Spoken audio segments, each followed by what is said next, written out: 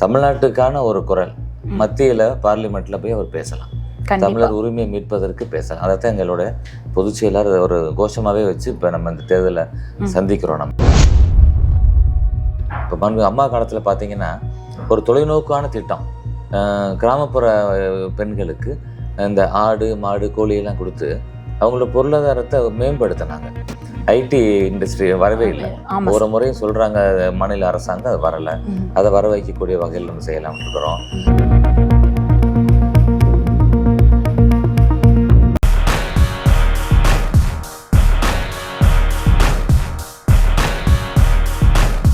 வணக்கம், welcome to all Tamizha YouTube channel.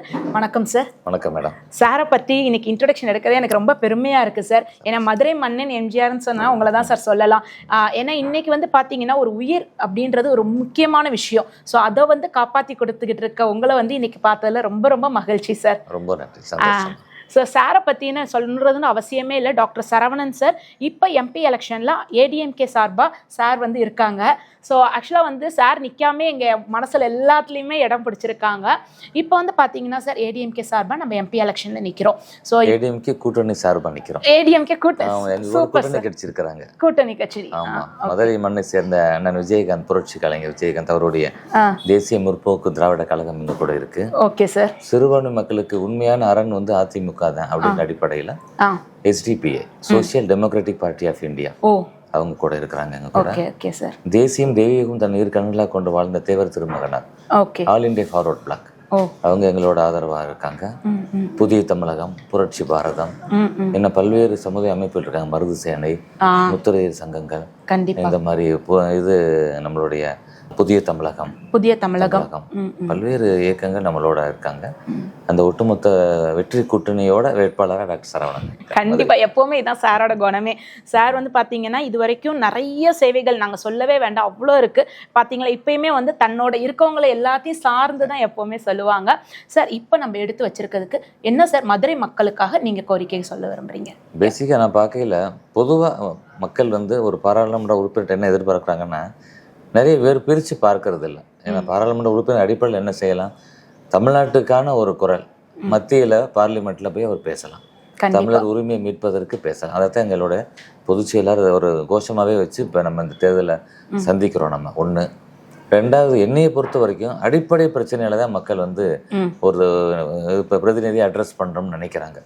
அப்படி பார்க்கல, நான் மதுரை மக்களுக்கு தரக்கூடிய வாக்குறுதி, நான் பாராளுமன்ற உறுப்பினராகி தமிழர் உரிமைகளுக்காக அங்கே பாராளுமன்றத்தில் குரல் கொடுக்கக்கூடிய அதே வேலையில் ஒரு கவுன்சிலர் அளவுக்கு நான் இங்கே மதுரையில் இருக்கக்கூடிய வேலையில் அவங்களுக்கு செய்வேன் அப்படின்ற ஒரு வாக்குறுதியை கொடுக்குறேன். கண்டிப்பாக சார். ஆமாம், ஏன்னா ஒரு 6 சட்டமன்ற தொகுதி உள்ளடக்கியது தான் ஒரு பாராளுமன்ற தொகுதி. அப்போ ஒவ்வொரு தொகுதியிலும் எனக்கு தனியான ஒரு அலுவலகம் அமைத்து, ஒரு சேவை மையம் அமைத்து மக்களுக்கு அது பேசிக் பார்த்தீங்கன்னா அந்த சர்டிஃபிகேட்ஸ்க்காக தான் ரொம்ப அலைவாங்க மக்கள், கிடைக்காம அந்த மாதிரி விஷயங்களை அவங்களை எளிதாக செஞ்சு கொடுக்க. ஏன்னா நான் ஒரு மருத்துவத்துறை இருக்கிறனால அவங்களுக்கு இலவசமான ஒரு ஆம்புலன்ஸ் சர்வீஸ் 6 தொகுதிக்குமே தனியாக ஆம்புலன்ஸ் இது பண்ண போகிறோம். 6 தொகுதிக்குமே தனியாக அமரர் ஊர்தி நம்ம கொடுத்துட போகிறோம். இன்னும் பார்த்தீங்கன்னா மதுரை மாநகராட்சியை மொத்தமாக இப்போ எனக்கு பார்க்கல வேலைகள்லாம் ஸ்தம்பிச்சு போய் தான் இருக்குது. ஏன்னு கேட்டிங்கன்னா, அந்த சாக்கடையெல்லாம் அடைச்சிட்டா அதை க்ளீன் பண்ணுறதுக்கு ஒரே ஒரு செக்ஷன் உள்ள அந்த லாரி மட்டும் தான் இருக்குது. நான் அதை தனிப்பட்டு நான் வாங்கி மக்களுடைய அடிப்படை அந்த பிரச்சனைகள்லாம் அது ஒன்று தான் டெய்லி கவுன்சிலர்ஸ்க்கு ஃபோன் கால் இருந்துக்கிட்டே இருக்கும். அதை சரி பண்ணக்கூடிய வகையில் செய்வேன் நான். ஆமாம், ஒரு எம்எல்ஏ செய்யக்கூடிய வேலையை எல்லாமே நான் செய்வேன். நான் ஏற்கனவே எனக்கு திருப்பரங்குன்றத்தில் 2 வருஷம் நான் எம்எல்ஏ இருந்திருக்கிறேன். மக்கள் இப்போ பாராட்டு பண்ண நான் செயல்பட்டுருக்கேன், அப்படித்தான் நினைக்கிறேன். அப்போ எம்பியாக எங்களுடைய பொதுச் செயலாளர் ஒரு 133 வாக்குறுதிகள் தமிழக மக்களுக்கு கொடுத்துருக்கிறாரு. அது எல்லாமே கலந்து வரும். மதுரை சார்ந்த விஷயங்களாக இருக்கும், விவசாயிகளுக்கான விஷயமா இருக்கும், தாய்மார்களுக்கான விஷயமா இருக்கும், 100 நாள் வேலை பார்க்குறவங்களுக்கான விஷயமா இருக்கும், இளைஞர்களுக்கு அவங்களோட வேலைவாய்ப்பு சம்மந்தமாக இருக்கும், மாற்றுத்திறனாளிக்கு சம்மந்தமாக இருக்கும், தாழ்த்தப்பட்ட மக்களுக்காக அவங்க தனியாக ஒரு வங்கி ஏற்படுத்தி கொடுக்கறது, இப்படி பல்வேறு விஷயங்கள் அதில் கொண்டு வந்திருக்கிறாரு. இதையெல்லாம் தமிழக மக்களுக்கு பெற்றுத்தர்றதுக்கு நான் ஒரு பாலமாக இருப்பேன். கண்டிப்பா சார், அது எங்களுக்கு தெரிஞ்ச விஷயம். இது வரைக்கும் நீங்க பணியாற்றதை பத்தி நிறைய விஷயங்கள் திருப்பரங்குன்றம் ஏரியா நாங்க நிறைய பேர்த்திட்ட போய் ஓட் எலெக்ஷன்ஸுமே கேட்டிருக்கோம். ஸோ அன்பா வந்து சொன்ன ஒரே வார்த்தை வந்து அவர் வந்து ஹாஸ்பிட்டல்லையே மக்கள் சேவை பண்றாங்க, அவங்க நின்று தான் சேவை பண்ணணும்ல, அவ்வளோ சேவைகள் பண்ணி கொண்டிருக்காங்க. ஆனா அவங்க ஜெயிச்சு வந்தா இன்னும் கவர்மெண்ட்ல இருந்து எங்களுக்கு இன்னும் நிறைய வாங்கி தரக்கூடியதை வந்து கண்டிப்பா சார் வாங்கி தருவாங்கன்னு இருக்காங்க. ஒரு 4 விஷயம் சார். விவசாயிக்கு என்ன பண்ணலான்னு இருக்காங்க சார்? விவசாயிக்கு ஒரு 6-7 இது கொடுத்துருக்காரு பொதுச் செயலாளர். பேசிக்காக அவங்களோட விளை பொருட்களுக்கான ஆதார ஒரு விலை கிடைக்கக்கூடிய வகையில் ஒன்று. சில பொருட்கள் பார்த்தீங்கன்னா இந்த ஜிஎஸ்டி இதெல்லாம் நிறைய போட்டு இது பண்ணுறாங்க. அதுக்கு எதிரான ஒரு குரல் எழுப்புறது. விவசாயிகளுக்கு வந்து இப்போ இந்த முல்லைப்பெரியாலேருந்து வரக்கூடிய தண்ணி இருக்குல்லையா, அதில் முல்லைப்பெரியாறு அணையில் நீர் தேக்கம் பண்ணது 142 அடி வரைக்கும் நீர் தேக்கிறதுக்கான அந்த சட்ட உரிமையை பெற்றுக் கொடுத்தது வந்து நம்ம புரட்சித்தலைவி அம்மா அவர்கள் தான். ஆமாம், அடுத்த இலக்கு வந்து 152 அடி ஆனது. அவங்க அந்த பேபி அணை கட்டுறதை தடுக்கிறது. இந்த மாதிரி விஷயங்கள்லாம் இருக்கிறது. இன்னும் பார்த்தீங்கன்னா குடிமராமத்து திட்டம் செஞ்சுருந்தது. அதை வந்து தேசிய அளவு கவனத்துக்கு எடுத்துக்கொண்டு போய் ஒட்டுமொத்த இந்தியாவுக்குமே அந்த திட்டத்தை செயல்படுத்துறதுக்கான ஒரு விஷயத்தை முன்னெடுத்து கொண்டு போறதை எனக்கு பொதுச்செயலர் சொல்லியிருக்காரு. இந்த மாதிரி பல விஷயங்கள் இருக்கு. கண்டிப்பா சார். இப்போ அடுத்த பெண்களுக்காக, ஏன்னா இன்னைக்கு வந்து அவங்க தான் முக்கியம், அடுத்த ஒரு ஜென்ரேஷன் இப்போ ரெண்டுலாம் இருக்கா. ஸோ உங்கள் சார்பா என்னன்னா அவங்களுக்கான ஆமாம், எங்கள் பொதுச்செயலர் சொன்னதில் ஒரு முக்கியமானது மாதம் பெண்களுக்கு வந்து 3000 ரூபாய் வர மாதிரி விஷயங்கள்.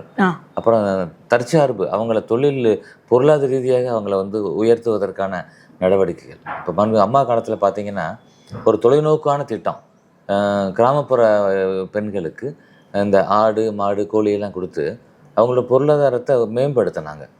இன்றைக்கி நம்ம வந்து இன்டர்நேஷ்னல் விமென்ஸ் டே கொண்டாடிக்கிட்டு இருக்கக்கூடிய இந்த மார்ச் 8ஆம் தேதி பார்த்தீங்கன்னா இந்த வருஷத்துக்கான தீம் என்ன எடுத்திருக்கிறாங்கன்னா இதே விஷயத்த சொல்கிறாங்க. அப்போ வந்து 2024 உலக அளவில் எடுத்திருக்கக்கூடிய ஒரு பெண்களை பொருளாதார ரீதியாக முன்னேற்றினா அந்த சமூக அந்த இது சமபாலின ஒரு இது வரும், சமத்துவம் வரும் அப்படின்னு சொல்லக்கூடியதை அம்மா வந்து 5-6 வருடத்துக்கு முன்னாடியே எடுத்து செஞ்சுருக்காங்க. நியூயார்க் டைம்ஸில் இதை வந்து ரொம்ப பெரிய இப்போ புகழ்ந்து எழுதியிருந்தாங்க, தொலைநோக்கு திட்டம்.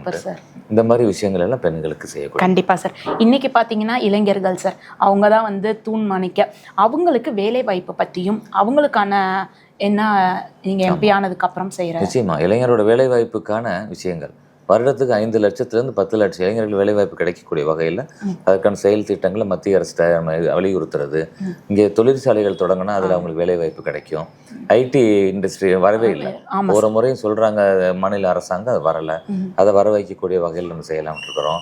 அந்த சிலர் வந்து அலுவலகத்தில் பதிஞ்சு வச்சுருப்பாங்க, வேலைவாய்ப்பு அலுவலகத்தில் ரிஜிஸ்டர் பண்ணி வச்சுருப்பாங்க. அவங்களுக்கு வந்து அந்த வேலை கிடைக்கிற வரைக்கும் அவங்களுக்கான ஒரு ஊக்கத்தொகை மாதம் கொடுக்குற மாதிரி. படிக்கக்கூடிய இளைஞர்களுக்கு அவங்க வேலைவாய்ப்புக்காக அவங்க காம்படிட்டிவ் எக்ஸாம்ஸை சந்திக்கிற வகையில் இலவச கோச்சிங் கிளாஸஸ் நடத்துறது. இந்த மாதிரி பல விஷயங்கள். விளையாட்டுத்துறையில் மாணவர்களை ஊக்கப்படுத்துறது மாதிரி இப்போ கபடியை வந்து ஒலிம்பிக்ஸில் கொண்டு வர மாதிரி விஷயம்.